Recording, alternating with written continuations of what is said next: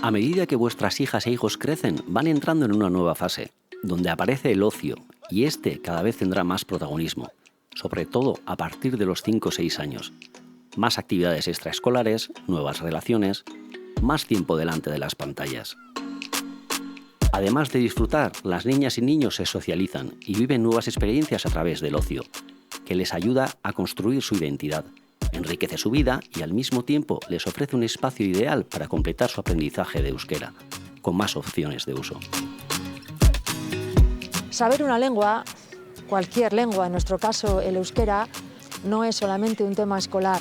El conocimiento de una lengua es sobre todo un recurso para las personas hablantes, para moverse mejor socialmente, para responder a todas sus necesidades comunicativas. Y esa creo yo que es la forma en la que padres y madres debemos ver el euskera para nuestros hijos. Es un tema en el que merece la pena que las familias, padres y madres, nos impliquemos y seamos activos para dar oportunidades de uso, activos para poder reforzar y complementar el aprendizaje escolar.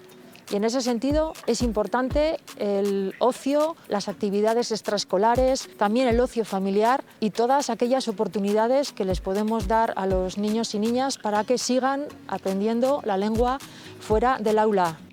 Obviamente, la escuela sigue siendo fundamental, pero ¿sabéis cuánto tiempo pasan al año en la escuela?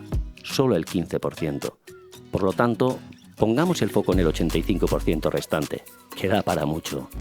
Vuestro papel como madres y padres es clave a la hora de ayudarles a enfocar ese amplio periodo de tiempo. Es importante que juguéis un rol activo y les ofrezcáis oportunidades de disfrutarlo en euskera. Cuantas más, mejor, ya que los idiomas, también el euskera, no solo se aprenden en la escuela, también se aprenden en la vida.